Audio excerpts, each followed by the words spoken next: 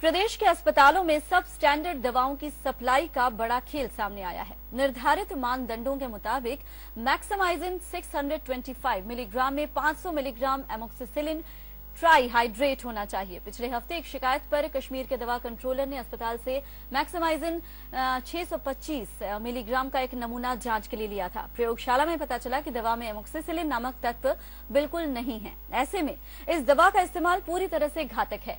स्वास्थ्य विभाग के एक वरिष्ठ अधिकारी के मुताबिक इसे स्वास्थ्य विभाग की दवा खरीद समिति की अनुमति के बाद ही जम्मू स्थित लाइफलाइन फार्मा कंपनी ने अस्पतालों में सप्लाई किया था। इस मुद्दे पर जम्मू कश्मीर मेडिकल एजुकेशन मंत्री ने कहा है कि श्रीनगर में इस मामले की एफआईआर दर्ज की जा चुकी है।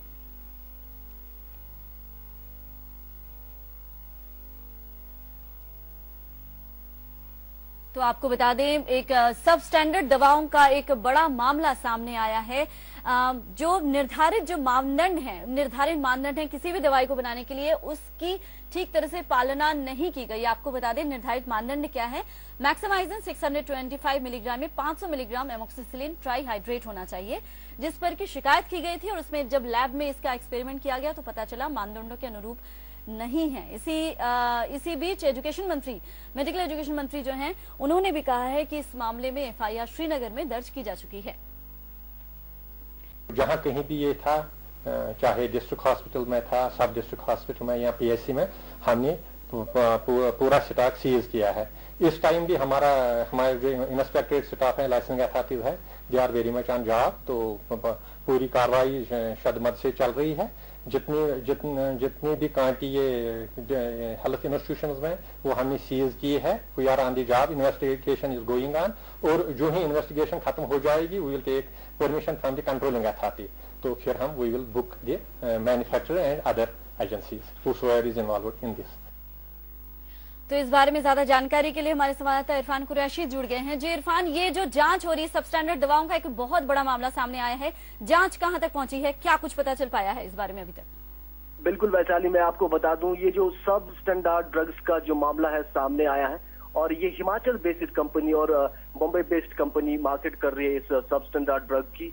इसमें जो है एमोक्सिलिन और जो बाकी टेबलेट्स इसमें जो कल सीज कर दिए गए हैं, और कहीं ना कहीं ये मामला जो जम्मू प्रोविंस की कमेटी है, परचेजिंग कमेटी जो सरकारी डिपार्टमेंट की है, उनके पास करने के बाद ये दवाइयां जो है हॉस्पिटल्स में यूज की गई। और इस मामले में जो मेडिकल एजुकेशन के मंत्री है ताज मोहद्दीन, उन्होंने भी आवाज उठाई और इस मामले में जो तुरंत जांच और इन सारे मेडिसिन को सीज करने की जो उन्हें ऑर्डर दिया है। और कहीं ना कहीं स्टेट असेंबली में जब ये बात कल उठी तो वहां पे भी इस बात को लेकर बिल्कुल हल्ला हुआ, और वहां पर ये जो परचेजिंग कमेटी है इसने किस तरह ऐसे सब स्टैंडर्ड ड्रग्स को पास किए हैं और इस मामले में अभी प्रूव का ऑर्डर किया है। लेकिन अभी तक जो कल यहाँ पर प्रेस वार्ता हुआ उसमें फिलहाल ये बताया गया कि जितना भी ड्रग था उसको सीज कर दिया गया और इसका कोई भी सप्लाई अस्पतालों में अभी नहीं जाएगा। जी वैशाली।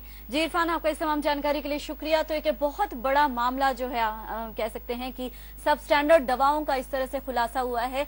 जांच के बाद पता चला कहीं न कहीं कोताही बरती जा रही थी, वो मानदंड नहीं माने जा रहे थे। फिलहाल इस मामले में जांच के आदेश भी दे दिए गए हैं और एफआईआर भी दर्ज कर ली गई है। फिलहाल वक्त एक छोटे से ब्रेक का। ब्रेक के बाद भी है खबरें जम्मू कश्मीर से जुड़ी, आप बने रहिए हमारे साथ।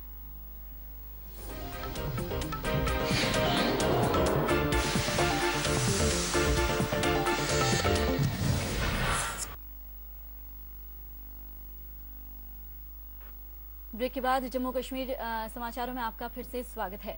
कश्मीर घाटी के इकलौते चाइल्ड केयर अस्पताल जीबी पंत अस्पताल में अब सीसीटीवी कैमरे लगाए गए हैं। ये कदम बच्चों की सुरक्षा और सुविधाओं की सही तरीके से जांच परख के लिए उठाया गया है।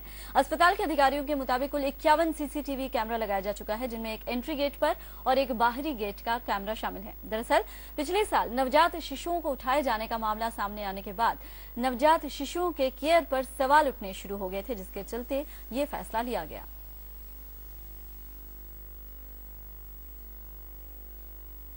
ये तो बहुत फायदेमंद है एकदम। इससे तो पूरा ध्यान रहेगा कि डॉक्टर साहब कैसा इलाज कर रहे हैं बच्चों का, और लोगों को भी कोई दिक्कत नहीं होगी कि कोई बच्चा हमारा चुराएगा। ये तो बहुत फायदा है। बच्चों को अबेंडन कर दिया जाता था, यानी बच्चों को लावारिस छोड़ के लोग चले जाते थे, तो उन वाक़यात पर काबू पाने के लिए काफ़ी हद तक इसमें जो है वो कमी हो सकती है, और हम आइडेंटिफाई कर सकते हैं किसने छोड़ा और किस वक्त छोड़ा और कौन आया कौन गया।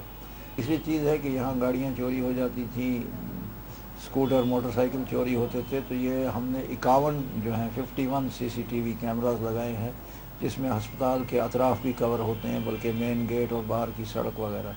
तो उन वाक़यात में भी जो है अब उम्मीद की जाती है कि ऐसे वाक़यात नहीं होंगे। श्रीनगर के लाल चौक पर हजीज धोखाधड़ी मामले में पीड़ित लोगों ने धरना प्रदर्शन कर हजीज और इस मामले से जुड़े अन्य 2 लोगों के खिलाफ कार्रवाई की मांग की। आपको बता दें, हजीज ने हज यात्रा के नाम पर लोगों से करोड़ों रुपए की ठगी की थी। पीड़ितों का कहना है कि बावजूद इसके न तो हजीज के खिलाफ कोई कार्रवाई हुई और न ही उनका पैसा उन्हें वापस मिला।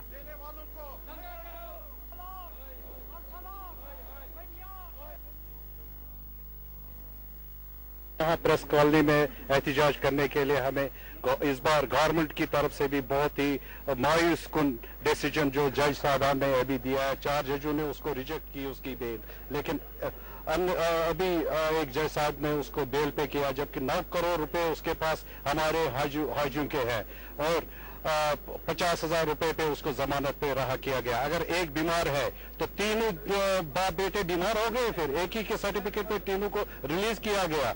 अगर पुलिस भी हमें कहती है 2 दिन में चालान पेश करेंगे, 3 दिन में, अभी 1.5 साल से हमारा चालान पेश नहीं किया जो थाने में तैयार है। पता नहीं वो क्यों, किस वजह से उन्होंने, जब हम पुलिस से पता करते हैं वो रोज कहते हैं जी 2 दिन में पेश करेंगे, 1 दिन में अभी उसको पेश करना है।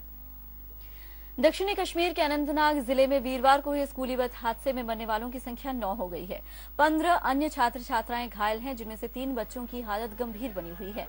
सभी मृतक और घायल स्थानीय निवासी हैं। घटना कल शाम तकरीबन 4:30 बजे की है। निजी मॉडल हाई स्कूल दयालगाम की बस छुट्टी के बाद बच्चों को उनके घर छोड़ने निकली थी।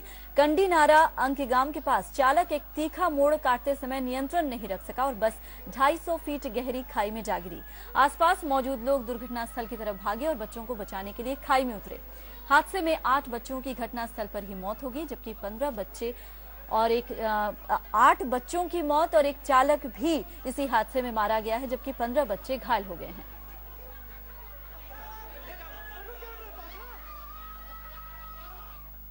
जम्मू कश्मीर कांग्रेस के अध्यक्ष सैफुद्दीन सोज ने कहा है कि उनका प्रदेश में नेशनल कॉन्फ्रेंस के स्थायी गठबंधन नहीं है।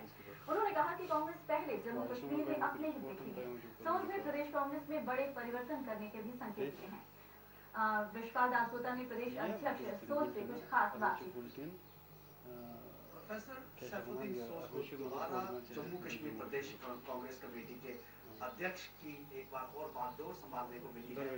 इस वक्त सोज साहब हमारे साथ हैं। सोज साहब, एक बार दोबारा आपको ये जो एक तरह से रिस्पॉन्सिबिलिटी मिली है इस वक्त जब पार्लियामेंट्री इलेक्शंस भी हैं और स्टेट के इलेक्शन भी आने वाले, कितनी बड़ी जिम्मेदारी आप मानते हैं? मैं जिम्मेदारी से ज्यादा ये मानता हूँ कि सोनिया जी का या डॉक्टर मनमोहन सिंह जी का या राहुल जी का, उनका मुझ पे जो एतमाद और भरोसा है उसकी मैं कदर करता हूँ और वो बहुत बड़ी बात है। तो मैं किसी सूरत में उस भरोसे को घाटे में नहीं डाल दूंगा। मेरी कोशिश ये होगी कि जम्मू कश्मीर में मैं कांग्रेस पार्टी को बहुत आगे बढ़ाने में कोशिश करूंगा।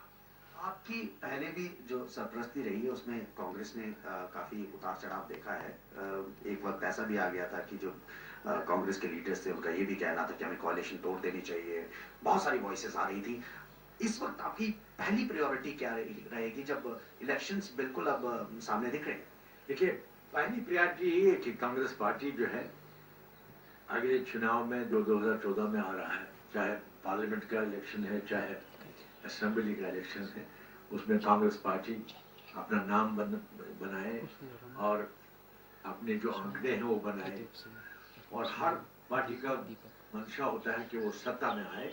मेरा विश्वास है कि जम्मू कश्मीर में मुश्किलात के बावजूद सबसे बड़ी पार्टी कांग्रेस पार्टी होगी, मेरा पूरा भरोसा है। सर, कोalition की अगर बात की जाए तो कांग्रेस पहले पीडीपी के साथ कोalition में थी और फिर कांग्रेस जो है उसने नेशनल कॉन्फ्रेंस के साथ कोalition बनाया। अब क्या ये मतलब कोalition जारी रहेगा या फिर जब इलेक्शन होगी तो कोalition टूट भी सकता है?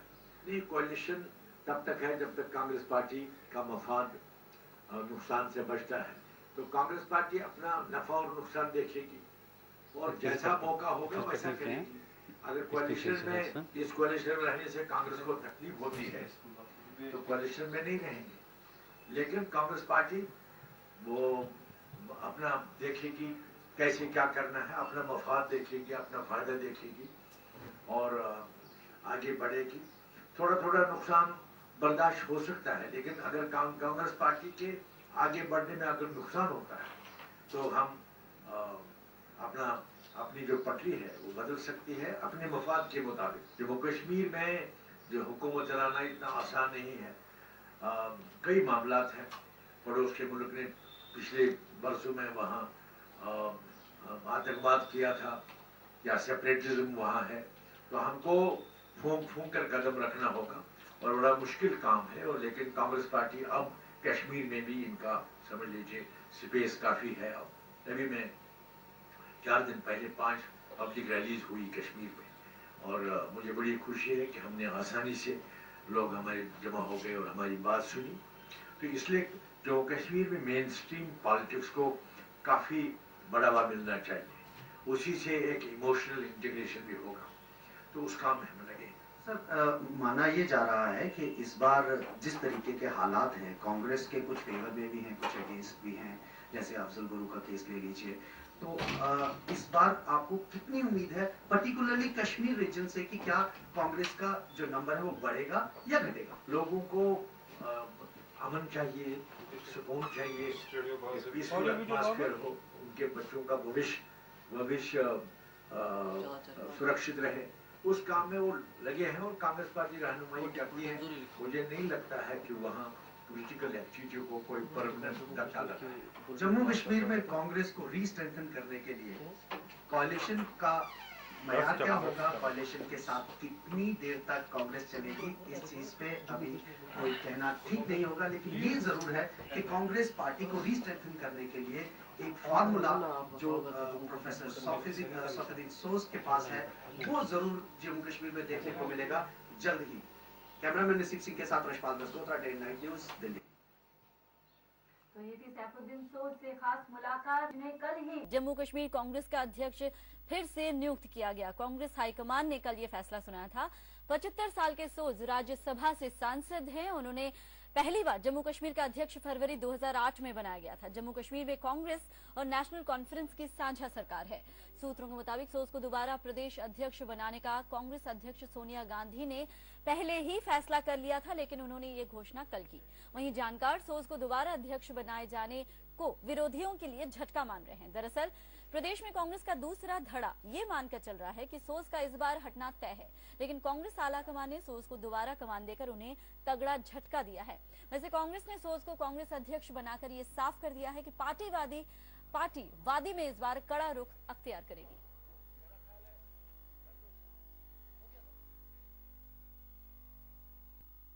इसी के साथ फिलहाल जम्मू कश्मीर समाचारों में इतना ही। इजाजत दीजिए, नमस्कार।